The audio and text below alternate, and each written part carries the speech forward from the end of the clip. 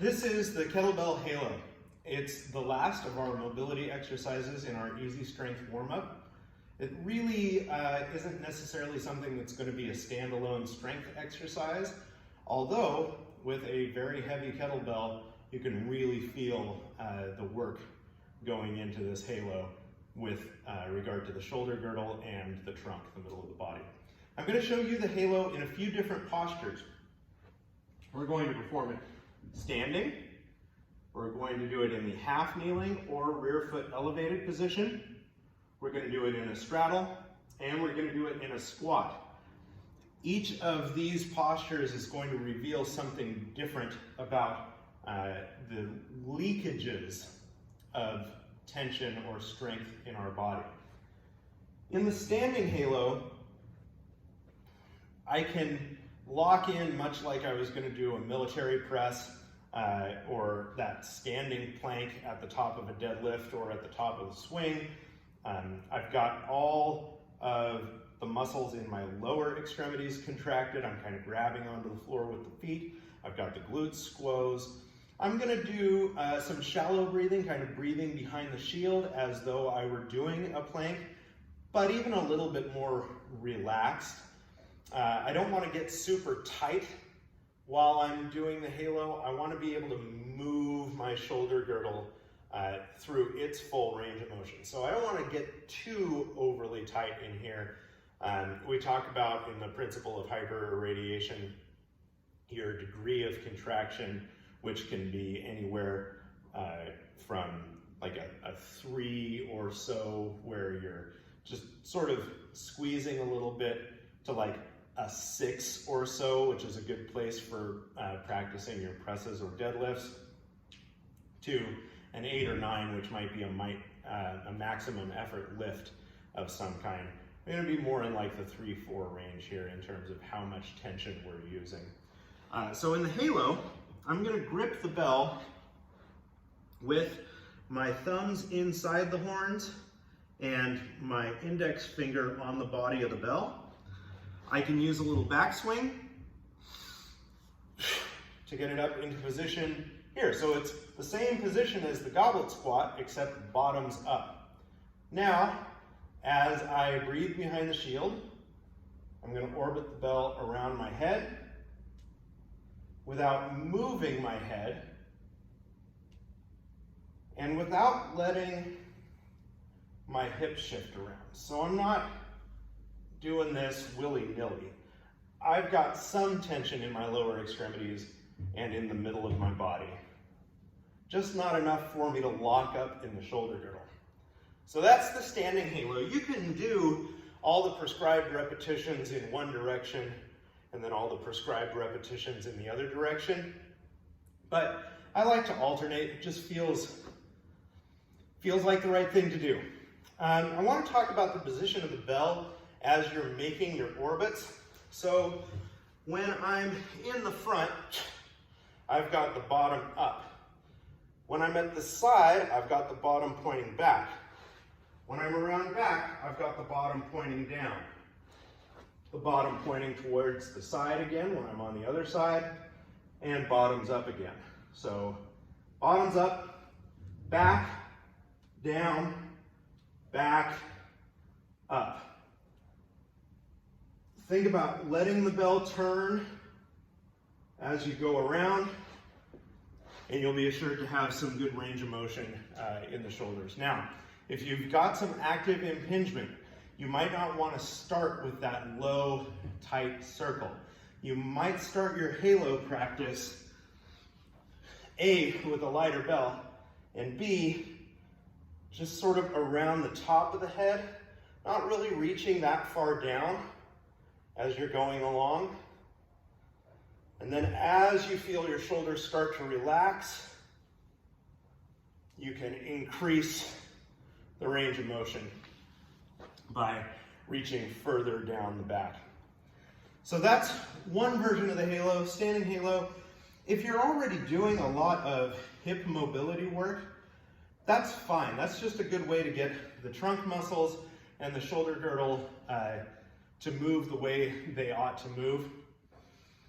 If you do have particularly tight hip flexors, and the hardstyle bridge wasn't enough to get them to kind of shut off. The goblet squat wasn't quite enough to get them to work optimally. You can do the halo in a half kneeling position, creating a hip flexor stretch with a little posterior pelvic tilt. Now I've got that posterior tilt and I've got all my weight on that leg. I've got very little on this front leg. It's just here for balance. And now I'll perform my halo.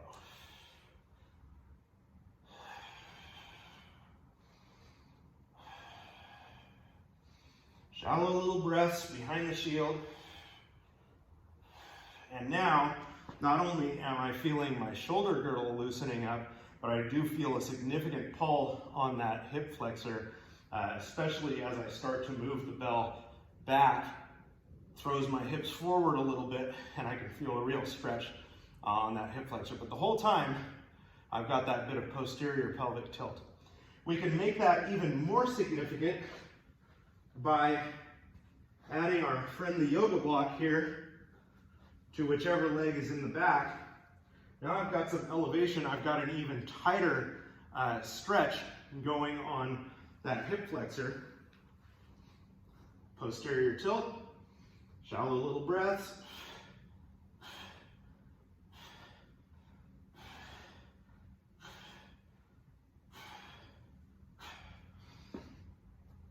And we've got our halo in the rear foot elevated position. Another version of the halo that we can do to encourage hip mobility is to do it in what's called a straddle stretch.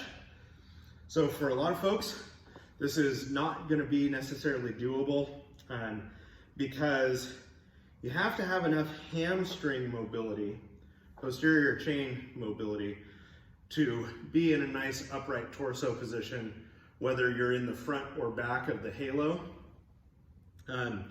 And if my knees are off the ground like this, or if by putting them down I'm leaning back, I'm not going to be able to maintain a neutral spine when I'm in this straddle position. So what I mean by that is I want the same three curvatures: lumbar lordosis, thoracic kyphosis, and cervical lordosis.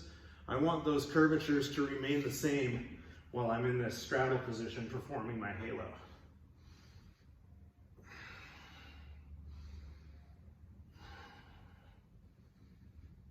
A little hamstring, a lot of adductor, and still using the trunk for stability. That's the straddle halo. So the last one, I'm going to bell down. I'm going to get a light bell because it's a particularly challenging version of the halo. You're going to do it in the deep squat position. So we'll go with something nice and light. Ladies, might be like a 6 or 8 kilo kettlebell. Gentlemen, an 8, maybe a 10 or 12, but nothing particularly heavy because it's pretty challenging. So halo position on the grip, goblet squat position on the body, and now while I'm down here, I'm going to orbit the kettlebell around my head in one direction and then the other. So if you are looking for great shoulder mobility, say you're going to be practicing kettlebell jerks or kettlebell windmills or the bent press, which are all fairly advanced skills, or that you just really want to try to loosen up the muscles of the shoulder girdle and hips simultaneously, say for an athletic endeavor or something that you're going to be doing outside of the gym, the goblet squat halo is your huckleberry. It's going to do the trick. So those are some versions of the halo that we can do. There's more out there. You can do it in a tall kneeling position. You can do it in a partial squat. But these are the ones that find their way into my programming here at Salem Kettlebell Training most often. I hope this has been helpful to go through this easy strength warm-up with you in sort of a step-by-step instructional process.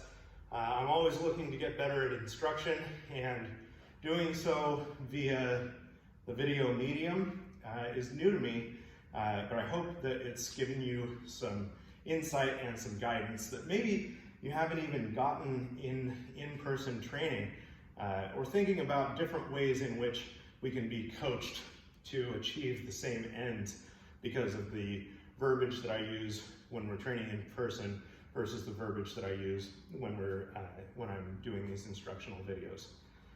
It's all about learning. You're a student of strength. Keep your mind sharp. Take care.